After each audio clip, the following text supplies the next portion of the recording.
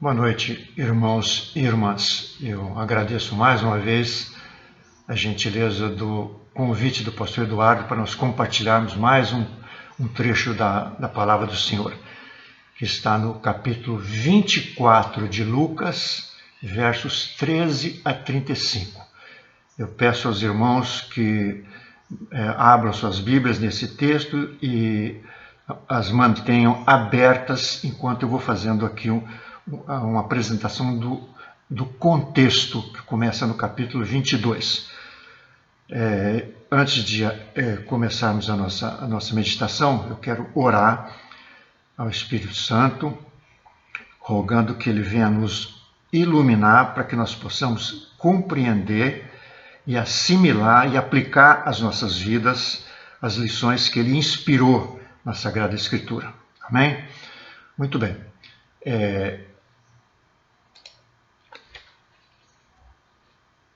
O contexto para esse texto que a gente vai detalhar, na verdade, abrange os capítulos 22 a 24. Um texto muito rico, uma quantidade impressionante aí de eventos, acontecimentos, todos eles muito relevantes, cada detalhe tem o seu significado. Eu me lembro do pastor Haroldo Cook, que aos 100 anos de idade ainda pregava na igreja Betânia. E eu me lembro de uma expressão dele. Ele dizia que depois de ter lido a Bíblia uma quantidade assim incontável de vezes, cada vez que ele passava pelo mesmo trecho, pelos mesmos trechos, ele sempre tinha coisa nova para aprender. Então é nesse sentido que, apesar de que o pastor Eduardo, só no capítulo 24, já fez 3 pregações, com aspectos diferentes, né, nesse capítulo 24, né, eu quero agora examinar alguns detalhes do trecho que nós selecionamos, que vai de 13 a 35. Mas o contexto é o seguinte: o contexto tem início aí no capítulo 22 com a celebração da Páscoa judaica, né? Lembrando que Jesus veio ao mundo como homem, como judeu, veio no seio do povo de Israel. Então ele estava debaixo da lei. E ele teve o cuidado de cumprir toda a lei, né? Tá certo? Na verdade, a lei precisava ser cumprida. E a única pessoa capaz de cumpri-la era ele próprio, o Filho de Deus. E foi assim que ele fez. Ele cumpriu a lei. Um dos detalhes da lei era esse. Um dos mandamentos era esse, né? Celebrar a Páscoa. Então, ele, na noite em que ele foi traído, ele celebrou a Páscoa, cumprindo a lei, e logo em seguida ele instituiu a ceia do Senhor, que nós vamos celebrar no próximo domingo. Daí a relevância agora dessa nossa meditação. Tá? Lembrando então daquele texto fundamental que ele pronunciou na Santa Ceia, que tem a ver com o que a gente vai falar logo em seguida. Ele diz assim: e tomando um pão, tendo graças, o partiu e lhes deu, dizendo: isto é o meu corpo oferecido por vós, fazei isto em memória de mim. Então esse é o nosso contexto. Então vamos, mas no dia seguinte, a gente vê agora no capítulo seguinte, ele foi julgado, condenado, crucificado e morto, cumprindo o que fora profetizado através de Isaías. Então ele não só cumpriu a lei de Moisés, mas cumpriu também o que havia no restante das Escrituras, incluindo as profecias que falavam a respeito dele, o Messias, né? Então Isaías diz assim: certamente ele tomou sobre si as nossas enfermidades e as nossas dores levou sobre si, e nós o reputávamos por aflito, ferido de Deus e oprimido. Mas ele foi traspassado pelas nossas transgressões e moído pelas nossas iniquidades. O castigo que nos traz a paz estava sobre ele, pelas suas pisaduras nós fomos sarados. Todos nós andávamos desgarrados como ovelhas. Eu vou repetir essa frase, que tem a ver com a nossa meditação adiante. Todos nós andávamos desgarrados como ovelhas. Cada um se desviava pelo caminho, mas o Senhor fez cair sobre ele a iniquidade de todos nós. Mas ao terceiro dia, ele ressuscitou, conforme ele próprio havia prevenido os discípulos. E o texto de Lucas 24, nos versos 6 a 7, o mesmo capítulo que nós estamos estudando agora nos versos 6 a 7, diz assim: palavra do anjo às pessoas que foram procurá-lo no túmulo. Ele não está aqui, mas ressuscitou. Lembrai-vos de como vos preveniu, estando ainda na Galiléia, quando disse: importa que o Filho do Homem seja entregue nas mãos de pecadores e seja crucificado e ressuscite ao terceiro dia. E foi o que aconteceu. Então esse é o contexto, né? Vamos agora à leitura do nosso texto básico, que está no capítulo 24, versos 13 a 35. Eu vou ler o trecho todo, depois nós vamos passo a passo aqui, selecionando algumas passagens que são extremamente relevantes para o momento que nós estamos vivendo e também pensando já na Santa Ceia do próximo domingo. Verso 13 diz assim: naquele mesmo dia, dois discípulos, estavam de caminho para uma aldeia chamada Emaús, distante de Jerusalém, 60 estádios, coisa de 10, 12 quilômetros aproximadamente.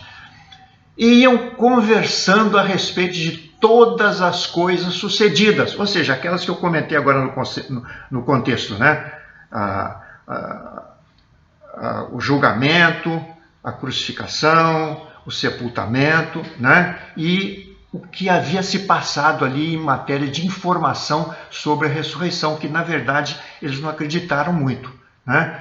Aconteceu que enquanto conversavam e discutiam, o próprio Jesus se aproximou e ia com eles. Vejam, os dois a caminho de Emaús, saindo de Jerusalém, e Jesus então emparelha com eles e continua caminhando com eles. Verso 16 diz assim: os seus olhos, os olhos dos dois discípulos, porém, estavam como que impedidos de o reconhecer. Vou repetir essa frase. Os seus olhos, porém, estavam como que impedidos de o reconhecer. Verso 17 em diante. Então, lhes perguntou Jesus: que é isso que vos preocupa? Estavam preocupados, o semblante, a maneira de falar, né? Jesus percebeu isso aí, né? Que é isso que vos preocupa e de que ides tratando à medida que caminhais? E eles pararam entristecidos.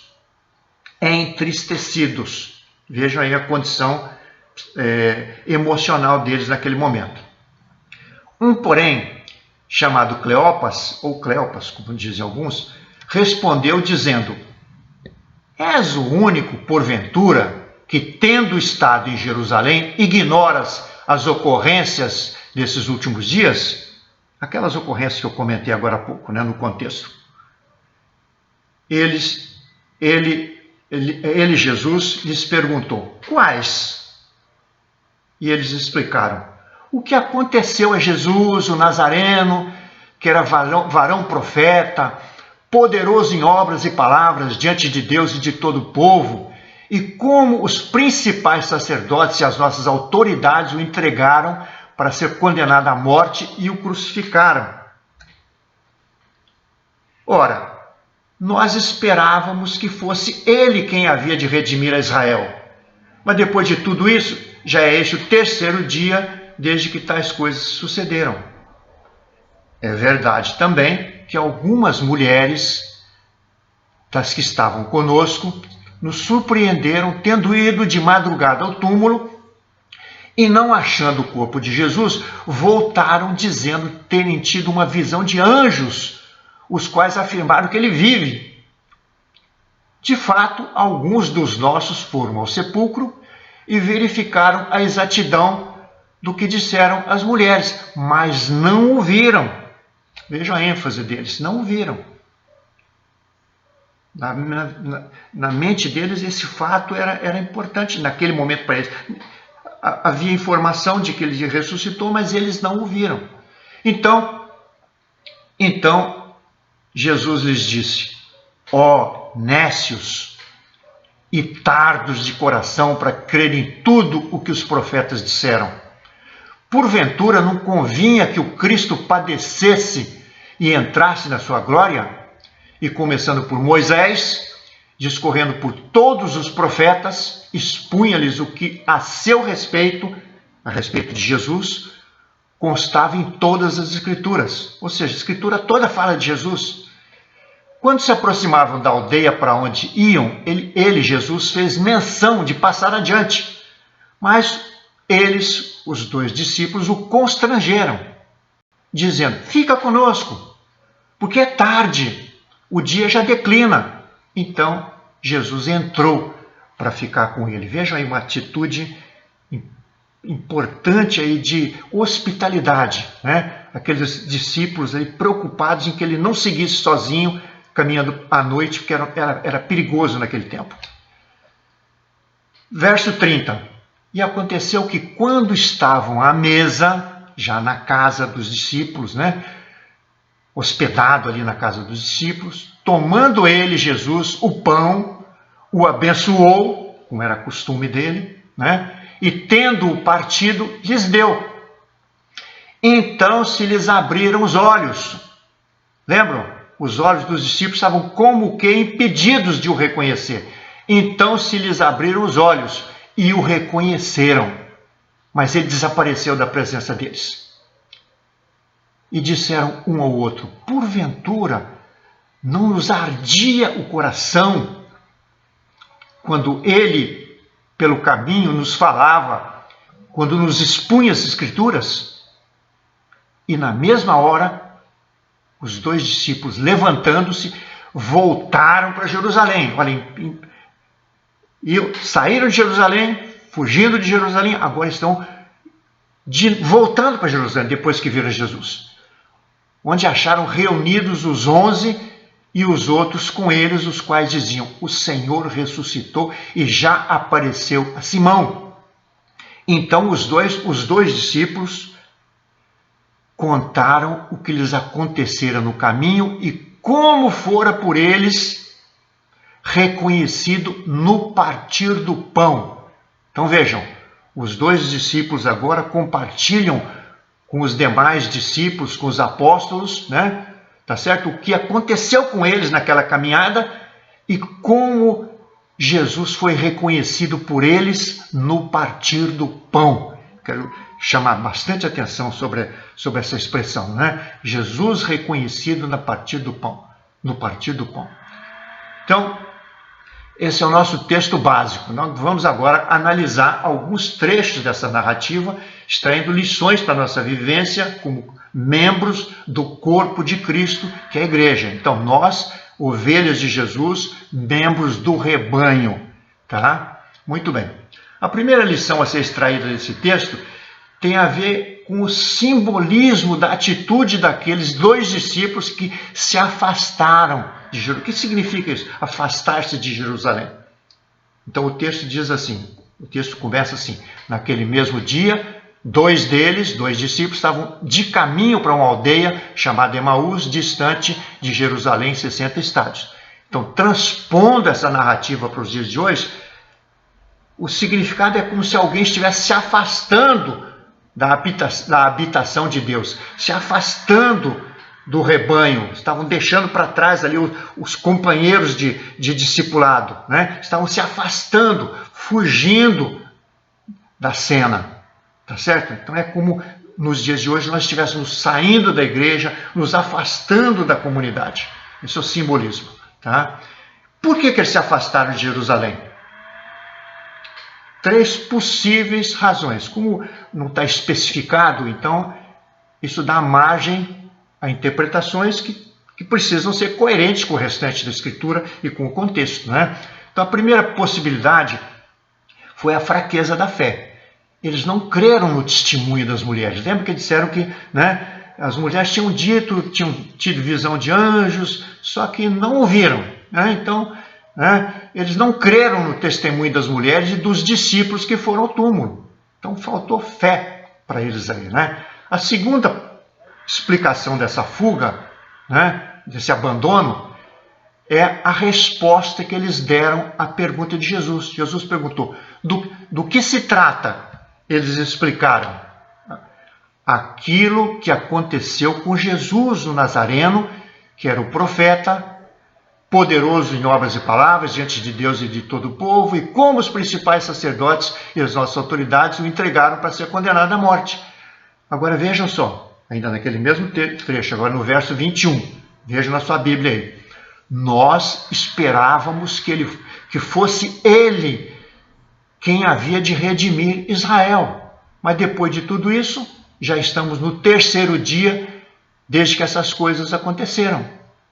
E é como se eles dissessem, e não aconteceu nada, né? Tá certo? Então, eles estavam decepcionados, porque eles esperavam que Jesus fosse aquele Messias libertador, aquele que viesse restaurar a glória de Israel. Eles tinham notícia da glória de Israel no tempo de Davi, no tempo de Salomão, né? E tinham notícia também do período aí de juízes em que Deus mandou libertadores quando eles eram oprimidos pelos vizinhos, né? Então eles esperavam esse Messias que viesse restaurar o reino, né? Mas não entenderam que Jesus havia falado de um outro reino, né? Tá certo? Então esperavam a libertação do Império Romano que os oprimia naquele momento, tá? Então eles não haviam ainda entendido que o reino de que Jesus veio implantar não era o reino desse mundo. Então, uma terceira razão possível, que pode ser deduzida do contexto, é que eles se afastaram da provável perseguição aos discípulos. Portanto, eles se afastaram de Jerusalém por medo, né? Então, no livro de Atos, nós vemos como essa potencial ameaça, na verdade, se tornou real, uma tremenda perseguição. Basta olhar o caso aí de Pedro, João e de Paulo, né? A quantidade de a perseguição intensa que eles sofreram, tá? Então, trazendo agora para os nossos dias, essa atitude de fuga, de afastamento do rebanho, se aplica aos cristãos que se afastam da igreja pelas mesmas razões, né? E por outras razões também, né? Por exemplo, muitos se decepcionam por não verem realizadas suas expectativas além da realidade. Então, querem determinadas bênçãos, aquilo não acontece, então começam a ficar decepcionados, né? Perdem a fé, ficam decepcionados, se afastam da comunidade, né? Outros se afastam por medo da perseguição, como aconteceu com aqueles dois discípulos, né? É a nossa interpretação, né? Fugiram com medo da provável perseguição, né? Perseguição em países aí totalitários, né? Países com religiões aí terríveis, aí, como a gente sabe que existe, né? E também perseguição de várias outras naturezas, né? Como bullying na escola, bullying no trabalho, né? Discriminação social no meio social ou profissional, tá? Outros também se decepcionam com o mau testemunho de irmãos na fé, particularmente de líderes. Quando o líder escorrega, então aquele irmão que é fraco na fé, ele acaba ficando decepcionado e acaba se afastando. Outros, então, buscam os prazeres do mundo. Simplesmente saem da igreja em busca das luzes lá de fora. Tá certo? Muito bem. Essa, então, foi a primeira lição aí, né? O afastamento da igreja por essas razões que a gente acabou de citar. Uma segunda lição importante desse trecho que nós estamos estudando, né? Mateus 24, de 13 a 35. Então, uma segunda lição importante é que Jesus vai em busca da ovelha desgarrada. Eles estavam saindo, estavam fugindo, estavam se desgarrando do rebanho. Mas eles faziam parte do rebanho. O rebanho era de Jesus, ele era o dono do rebanho. Então ele foi atrás daquelas duas ovelhas desgarradas, né? O verso 15 diz assim: aconteceu que enquanto conversavam e discutiam, o próprio Jesus se aproximou e ia com eles. Tá? Então, nas nossas tribulações, nas nossas tristezas, nos nossos momentos emocionais terríveis, Jesus caminha conosco. Tá? Então, Jesus, além de pastor, do bom pastor, como ele próprio se qualificou, é o dono do rebanho. Esse conceito tem que ficar muito claro. É o dono do rebanho. Ele pagou um alto preço para adquirir cada ovelha. Então, quando dono de aprisco vai selecionar ovelhas, ele seleciona, compra aquelas ovelhas e leva para o seu aprisco, né? Então elas pertencem a ele. Então Jesus nos comprou, nós somos dele, né? Na verdade, nós somos de Jesus 2 vezes, tá? Primeiro porque ele nos criou e segundo porque ele nos comprou com seu próprio sangue, né? Então somos 2 vezes de Jesus. Então o verso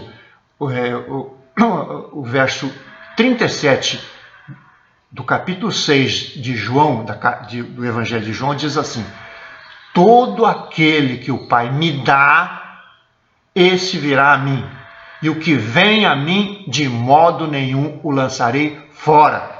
Então, se somos de Jesus, temos essa segurança de que ele não nos lança fora.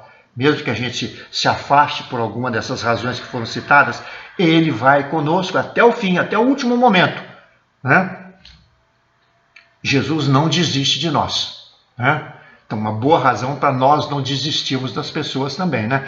Muitas vezes a pessoa comete aí um deslize e a gente simplesmente isola a pessoa. Não, vamos seguir o exemplo de Jesus. Ele não desiste de nós. Por que nós vamos desistir do nosso semelhante? Muito bem. Jesus reforça agora essa afirmação, né, de que nós somos dele, através das 3 parábolas do capítulo 15 de Lucas, as famosas parábolas de Lucas, que estão no capítulo 15, esse mesmo livro que nós estamos estudando. Então, volta um pouquinho a Bíblia, marcando aí o capítulo 24, e volta ali para o capítulo 15, que você vai ver essas 3 parábolas. A da ovelha perdida, a da dracma perdida e a do filho pródigo. Que todas elas têm alguns elementos em comum, né? Então, em Lucas 15, de 3 a 5, nós lemos o seguinte: então Jesus lhes propôs a seguinte parábola: qual dentre vós, estamos falando agora com os escribas e fariseus que o censuravam por comer com publicanos e pecadores, né? Qual dentre vós é o homem que, possuindo 100 ovelhas e perdendo uma delas, não deixa no deserto as 99 e vai em busca da que se perdeu até encontrá-la? E achando-a, põe-na sobre os ombros, cheio de júbilo. Então, se você é de Jesus, mas está afastado da comunhão, por alguma daquelas razões ou por uma outra particular sua, essa é uma boa nova. Ele não desiste de você. Muito bem. Lembre-se da recomendação da carta aos Hebreus, mais uma vez agora, em relação a se afastar do rebanho. A carta aos Hebreus, no capítulo 10, verso 25, marca na sua Bíblia depois aí, é fundamental essa recomendação da carta aos Hebreus. Não deixemos de congregar-nos, como é costume de alguns, antes façamos admoestações, e tanto mais quanto vedes que o dia se aproxima. Ok? Entretanto, pode ser que você esteja presente na igreja, né? Mas afastado da comunhão. Às vezes a gente está conversando com a pessoa, pensando em outra coisa, a gente está presente, mas ao mesmo tempo afastado, né? A nossa mente afastada. Então é o caso aqui, né? Você pode estar presente na igreja, mas afastado da comunhão com o Senhor e com os irmãos. Tá certo? É o caso então da segunda parábola de Lucas 15, a parábola da dracma perdida. A dracma foi perdida dentro de casa. Tá certo? Então alguém pode estar separado do rebanho, perdido, mas dentro de casa, dentro da igreja. Tá certo? Muito bem. Uma terceira lição que nós podemos extrair daquele nosso trecho, aqui a partir do verso 15, ou por outro, no próprio verso 15, diz assim, ele diz assim: enquanto conversavam, verso 15, enquanto conversavam os 2 discípulos, né, a caminho de Emaús, enquanto conversavam e discutiam, o próprio Jesus se aproximou e ia com eles. Porém, os olhos deles estavam como que impedidos de o reconhecer. Vejam, não tinha um problema físico, um problema de saúde ali, né? Tá certo? Eles estavam como que? Então havia alguma coisa que a gente vai tentar entender que os impedia de enxergar. Eles estavam vendo o personagem ali, vendo o forasteiro, só que não o reconheciam. Tá certo? Muito bem. O motivo expresso no texto, nesse texto que nós estamos estudando, dá margem à interpretação, né? O que os impedia de reconhecê-lo? Então, é uma coisa interessante, é intrigante, né? O que os impedia, né, de reconhecê-lo? É intrigante e é importante para nós entendermos, porque cada um de nós também pode estar nessa condição. Estamos caminhando com um problema, com alguma coisa nos incomodando ali, Jesus está ao nosso lado falando conosco e a gente não percebe que é Ele falando conosco, de diversas maneiras, né? Então, alguém já disse, um intérprete que eu ouvi há um tempo atrás, né, já disse que era pelo fato de ele haver ressuscitado. Então, como ele ressuscitou com um corpo novo, os discípulos não reconheceram, tá certo? Mas eu não creio que esse impedimento seria um impedimento visual para que reconhecesse. Esse impedimento era um caráter abstrato, né? Então, diz que eles estavam, o texto que nós estudamos aqui, né, diz, porém os olhos deles estavam como que impedidos de o reconhecer, tá certo? Como que impedidos. Então, a causa era interna, emocional, uma causa abstrata, não era uma causa visual, tá certo? Foi assim, então, só para dar um exemplo paralelo, aconteceu com Maria, quando Maria foi ao túmulo, né? O texto de João, capítulo 20, verso 15, diz assim, Maria já ali, né, chorando, então Jesus aparece ali e pergunta para ela, pergunta a Maria, mulher, vejam, primeiro vocativo aí, mulher, por que choras? A quem procuras? Ela, supondo ser ele o jardineiro, respondeu, Senhor, se tu o tiraste, diz-me onde o puseste e eu o levarei. Veja, Jesus estava ali junto dela, falou com ela e ela não o reconheceu, pensou que era o jardineiro. Uma situação semelhante agora aos dois discípulos. Então a causa não era uma causa visual, né? É uma causa interna, emocional. Então Maria só o reconheceu quando o ouviu pronunciar o seu nome num tom, num toque afetivo que ela conhecia. Então, primeiro vocativo, mulher, por que choras? Mas depois disso, Jesus a chamou pelo nome, Maria.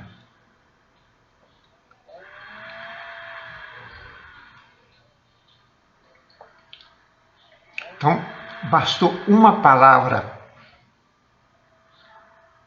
chama atenção para isso, bastou uma palavra, o timbre de voz, a entonação familiar, né, para que ela o reconhecesse.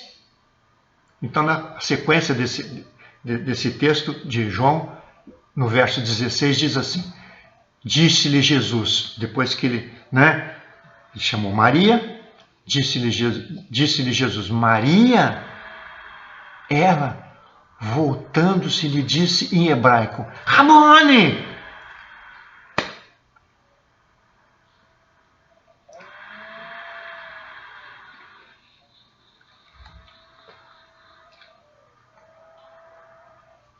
Então, irmãos, vejam, então, bastou naquele momento ali o timbre de voz, aquela entonação para que Maria o reconhecesse.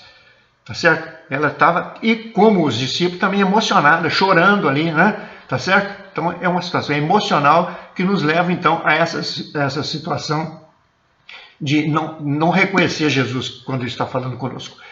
Uma quarta lição agora que podemos extrair desse texto está na reprimenda de Jesus aos dois discípulos por serem tardios em entender que toda a Escritura o apresenta Jesus, né? Um amigo nosso ele gosta dessa expressão, ele costuma dizer que a Bíblia é cristocêntrica, né? Ela está centrada na pessoa de Jesus, né? Tá certo?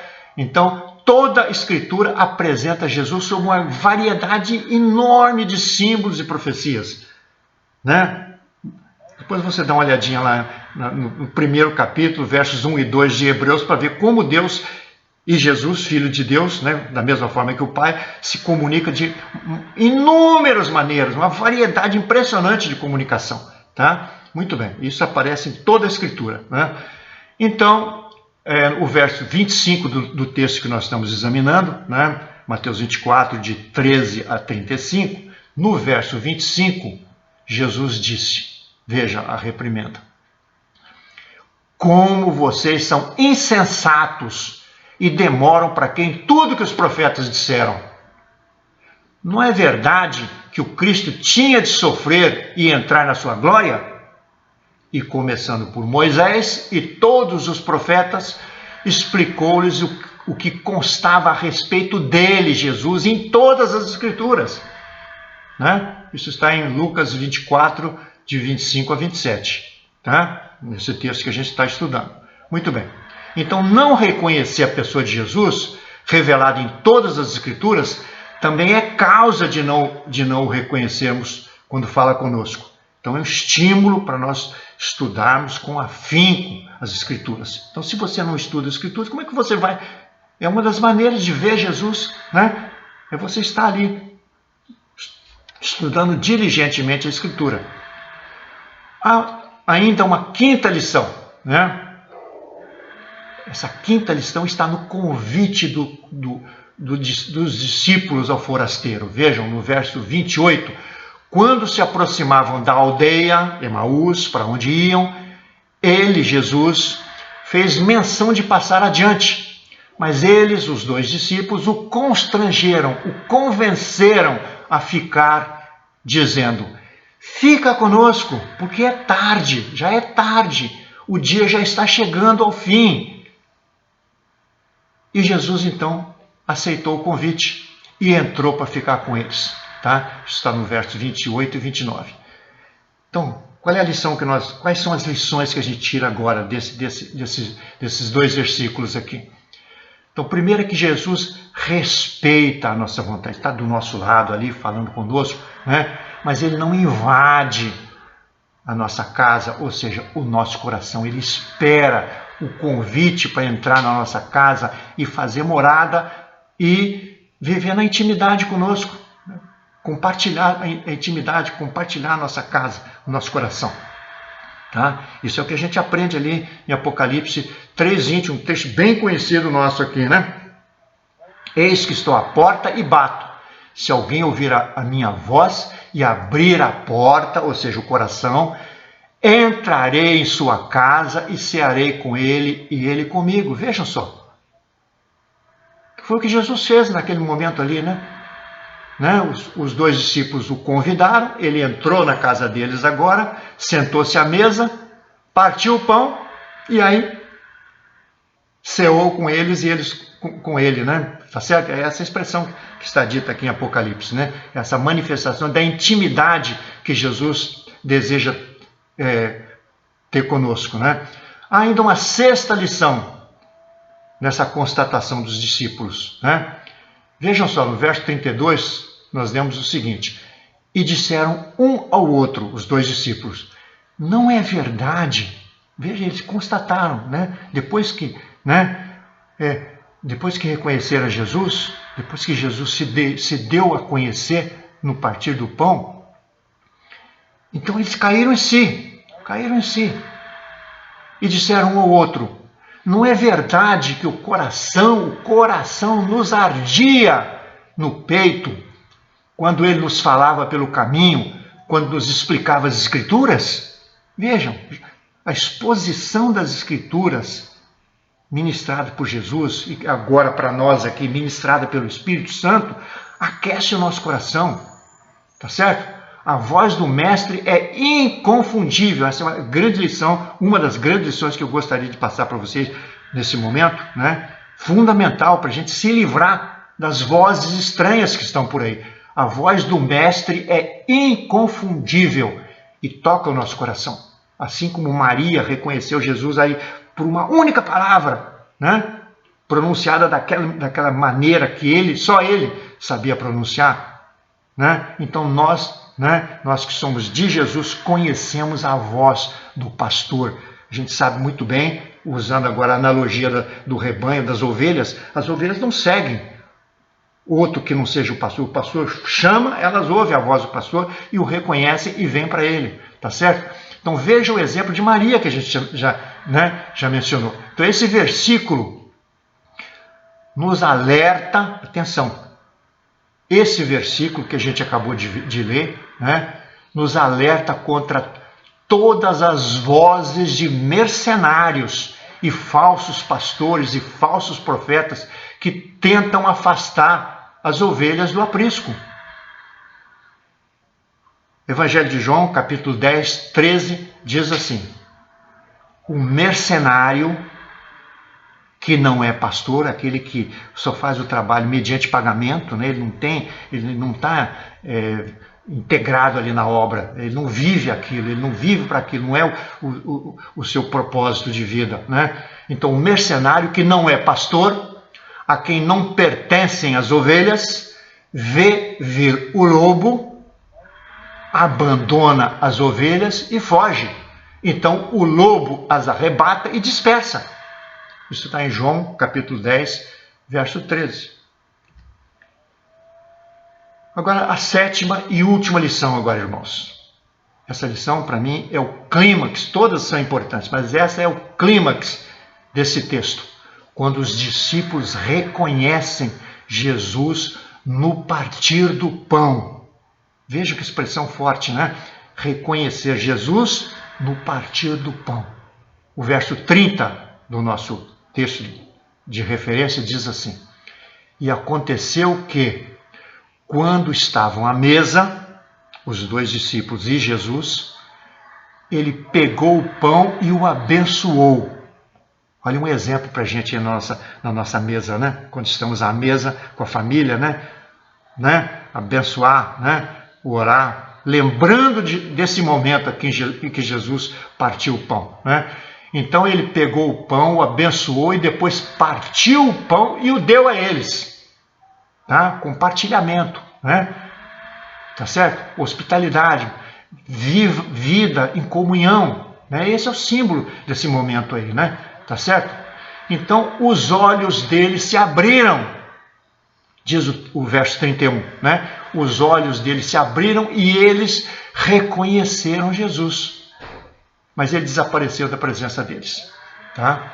Então esse simbolismo do partir do pão é uma das marcas da identidade de Jesus. Lembra que Jesus fez várias reivindicações, Eu sou a porta das ovelhas, eu sou o caminho, a verdade e a vida, eu sou a videira verdadeira, e eu sou o pão da vida, não é verdade?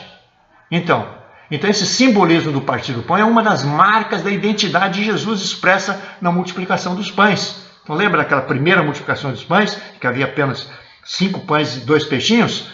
Então o texto de Lucas 9, verso 16 diz assim: e tomando os 5 pães e os 2 peixes, erguendo os olhos para o céu, os abençoou, partiu e deu aos discípulos para que distribuíssem ao povo.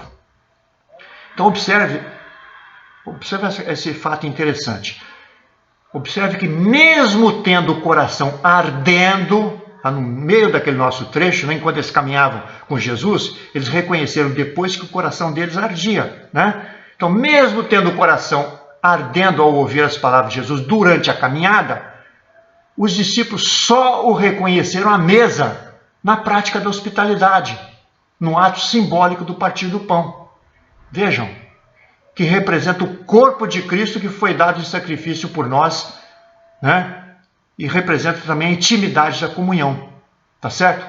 Então, após reconhecê-lo, após os discípulos terem reconhecido a Jesus, então todo o medo, toda aquela tristeza, toda aquela angústia, o medo da perseguição, tudo aquilo sumiu. Toda aquela carga emocional que os impedia de reconhecer a Jesus desapareceu. Tá? O que aconteceu? Verso 33. E na mesma hora, levantando-se, voltaram para Jerusalém, onde acharam reunidos os 11 e outros com eles, os quais diziam: de fato o Senhor ressuscitou e apareceu a Simão. Então os dois discípulos agora, contaram aos demais irmãos o que lhes tinha acontecido no caminho e como tinham reconhecido o Senhor do partir do pão. Então chama atenção para essa expressão, tá certo? Então, concluindo então essa nossa meditação, eu quero lembrar aos irmãos que no próximo domingo nós celebramos a Santa Ceia. Então é um momento assim especial, oportuno para estarmos em jejum, né? Dessa maneira nos abstendo do alimento material, né? Para buscar o alimento espiritual, o pão da vida, e reconhecer a presença de Jesus no partir do pão, lembrando-nos dessas palavras dele, que o pastor certamente vai pronunciar na Santa Ceia. E tomando um pão, tendo dado graças, o partiu e lhes deu, dizendo: isto é o meu corpo oferecido por vós, fazei isso em memória de mim. Semelhantemente, depois de cear, tomou o cálice, dizendo: esse é o cálice da nova aliança no meu sangue, derramado em favor de vós. Amém, irmão? Vamos estar juntos, então, no próximo domingo, na Santa Ceia, em jejum, prontos para reconhecer a presença de Jesus no partir do pão. Amém?